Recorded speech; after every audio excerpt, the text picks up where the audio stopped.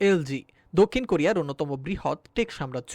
তাদের উত্থানের ইতিহাস সনি বা অন্যান্য জাপানি কোম্পানির থেকে কিছুটা ভিন্ন, যেখানে তাদের রাসায়নিক শিল্প থেকে শুরু করে ইলেকট্রনিক্সে নিজেদের আধিপত্য প্রতিষ্ঠা করেছে এলজি। এলজির যাত্রা শুরু হয়েছিল ইলেকট্রনিক্স থেকে নয়, বরং রাসায়নিক শিল্প থেকে। কু ইন হই দক্ষিণ কোরিয়ার লাক হুই কেমিক্যাল ইন্ডাস্ট্রিয়াল কর্পোরেশনের প্রতিষ্ঠা করেন। তাদের প্রথম পণ্য ছিল লাক হুই ক্রিম, যা কোরিয়ার প্রথম দেশীয়ভাবে তৈরি ফেস ক্রিম।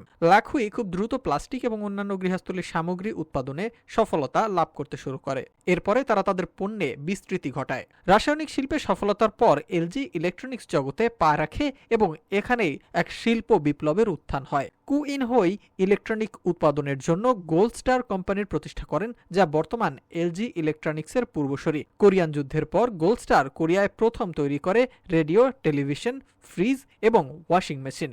গোল্ড স্টার খুব দ্রুতই দেশের মানুষের জন্য ইলেকট্রনিক্স সরবরাহ করে কোরিয়ার অর্থনীতি পুনর্গঠনে গুরুত্বপূর্ণ ভূমিকা রাখে। বিশাল সাম্রাজ্য গড়ে তোলার জন্য দুটি মূল কোম্পানিকে এক করা হয় এবং ব্র্যান্ডের নাম পরিবর্তন হয়। 1983 সালে লাক হুই এবং গোল্ড স্টার একীভূত হয়ে লাকি গোল্ড স্টার নামে পরিচিত হয়। আন্তর্জাতিক বাজারে একটি ছোট, সহজ ও আধুনিক ব্র্যান্ড নাম ব্যবহারের প্রয়োজনীয়তা দেখা দিলে কোম্পানিটি লাকি গোল্ড স্টারকেই সংক্ষিপ্ত করে এলজি নামকরণ করে, যার স্লোগান ছিল লাইফস গুড। এই নামে এই কোম্পানিটি বিশ্বজুড়ে পরিচিতি লাভ করেছে। 90 দশকের শুরুতে তারা আমেরিকান সহ বিশ্বের বিভিন্ন দেশে কারখানা ও গবেষণা কেন্দ্র প্রতিষ্ঠা করে আন্তর্জাতিক বাজারে নিজেদের জায়গা মজবুত করেছে। এলজি এমন কিছু প্রযুক্তির অগ্রগতি এনেছে যা তাদের টেক জায়ান্ট হিসেবে প্রতিষ্ঠা করেছে। ডিসপ্লে প্রযুক্তি, হোম অ্যাপ্লায়েন্সেস এবং অন্যান্য শিল্পে তারা ধীরে ধীরে আধিপত্য বিস্তার করেছে।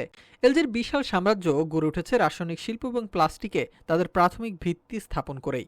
কোরিয়ার বাজারে প্রথম, সর্বশেষ ওলেড এবং এআই ও ইলেকট্রিক গাড়ির ব্যাটারির মতো ভবিষ্যৎ প্রযুক্তিতে এখন মনোনিবেশ করেছে এলজি।